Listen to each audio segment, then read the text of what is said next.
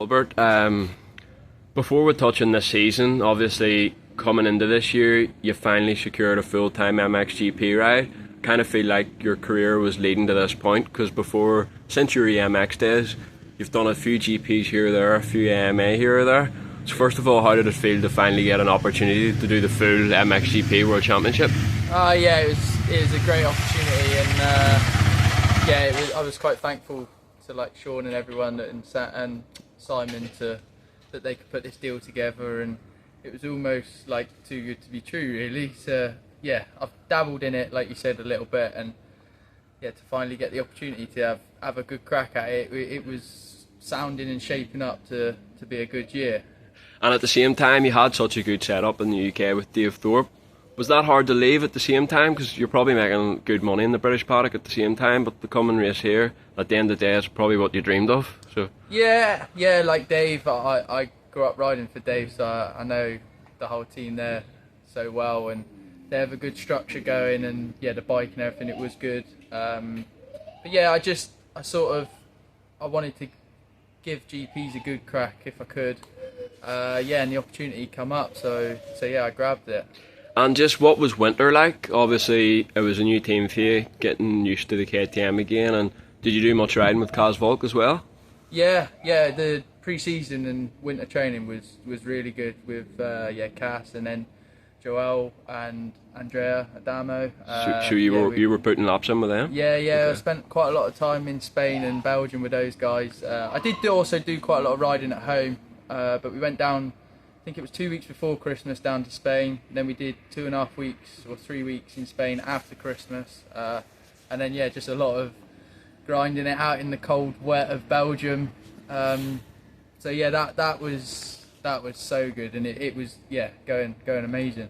And then just to touch on this season, it's been a bit of a roller coaster probably. I mean, anytime you look like getting going, something tends to happen. You were just getting going before Madura, and then I think you dislocated or broke your collarbone there, which set you back there. But just how would you analyse your first MXGP World Championship season? Yeah, exactly like what you said, a roller coaster really. It was like the pre-season went so well, and then I won down in the first Spanish Championship, and just felt really, really good.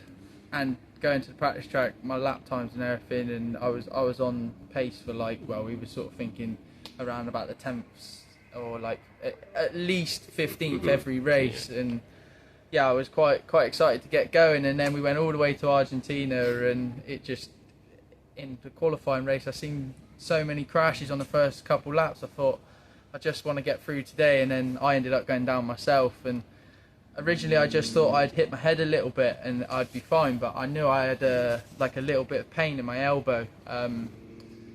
So yeah, Sunday I was more concerned about my head than my arm, and I didn't end up going and getting it checked there, just because we wasn't sure on the medical and everything, the equipment and stuff that they had there. So I waited until I got home, and it sort of started to feel like it was freeing up and being and getting there. And then I went and seen loads of different people, and they said, it sounds like it's just muscular with the amount of treatment that they can do to it and the pain that I can withstand. It was they said it was got to be just muscles. But we lined up then Madrid 2 weeks later, and I felt okay on Saturday, but I only had a few laps in me, and then my arm would just go so weak. So we decided to get it checked out the Sunday morning before the races, and it turned out to be broken.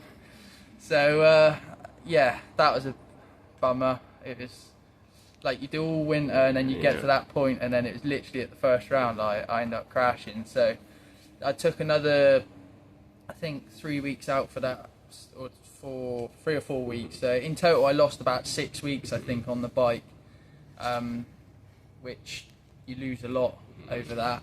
So once I come back, I was just trying to build it up slowly, and it was getting better and better and better. And then Latvia and stuff, I started to get the consistency there, and then Maggiora was a mudder, but I actually felt really good on the bike, and the track I enjoyed, and time practice, yeah, I ended up 9th in time practice, so that was like a big step in the right direction for us. And I just felt comfortable again, and then unfortunately I thought, well, I thought, I've got a decent gate pick, I can go around the inside, stay with the quick boys and hopefully come out and have a good qualifying race to set me up for another good day on the Sunday. But just literally went into the first turn and it was so muddy I couldn't really see very well because of struggling to go for a tear off because it was just so wet,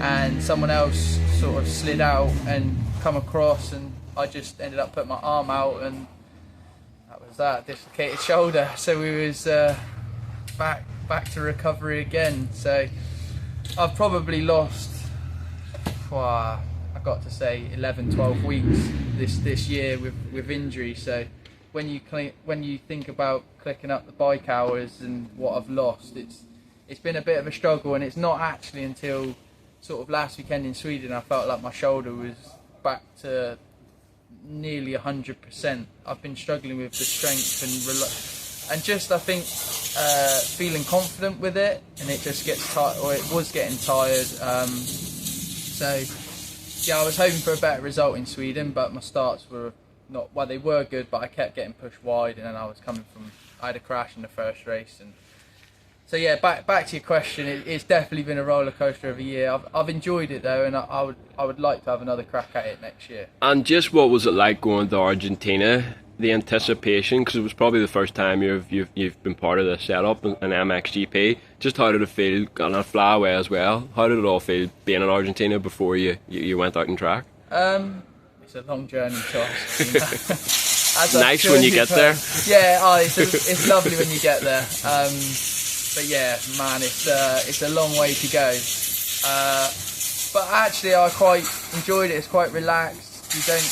There's not so much going on through the days, so you the days are almost feel a little bit shorter because you kind of go to the track, you do your ride, and then you go home, rather than you're there on, I don't know, you just, I don't know, when you're in Europe there just seems to be a lot of things going on a weekend, whereas over there it's just nice, chilled out. And yeah, I was enjoying it until it all went south. And obviously, like we touched on, it's been a bit of a roller coaster, and it's a pity because this is your first year racing MXGP. Just how frustrating is that when these things keep happening? Or, you know, it's obviously the sport that we all love, but at the same time, it has its bad days. But are you able to put that behind you and just try and focus on getting back? Yeah, you do try to. I mean, I got to be honest. When I dislocated my shoulder, that following week I'd lost all motivation. I just hit a low point there because I've done my ACL before and I've had to have time out for that, but sort of other than then I haven't really ever had an injury where I've actually sat out for the season for too long. But this year, yeah, I've had two that's hit me at once. But you have your low, but then you soon get over it. And I know where I want to be, and I know where I can be. So you just got to keep thinking about that and keep working back towards where I want to be. And just to touch on, like, obviously when you were in AMA, you'd done 3 or 4 rounds over there and you were knocking on the door top 12, top 10s. You obviously got a lot of hype, rightfully so. But how hard is it racing MXGP? Because when you finish 12 to 20 in MXGP, it's not exactly easy, and you don't seem to quite get as much hype, and it almost goes under the radar. Do you feel like that, or maybe not? Yeah, no, I definitely agree. Like, I think America, they quite like someone different coming in, and I think that's where the hype comes a little bit. And MXGP, I would say the top 20 to even 25 at the moment is far stronger, more of a depth than what it is in AMA. So I could be 25th here in one race, but I could also I'd say my pace is still like top 12 in AMA, I would say. I don't know, but I do think that the depth is stronger, the top 20 to 25 than AMA.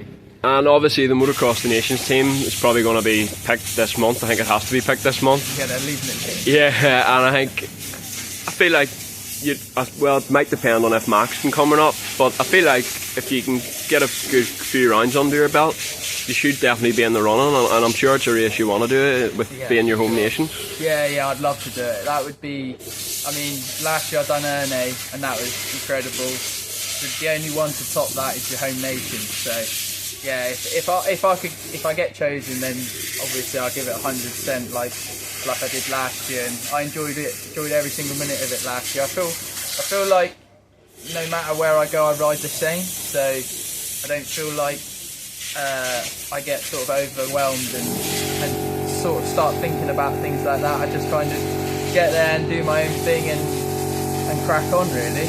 And last question, just on next year, I'm not sure what you can or can't say, but it does sound like this team will probably be EMX only. Have you got any plans in the works? And I'm sure you want to be racing in this paddock again. Yeah, like I would like to stay here, because I feel like this has been, or in this paddock, I feel like this year hasn't really,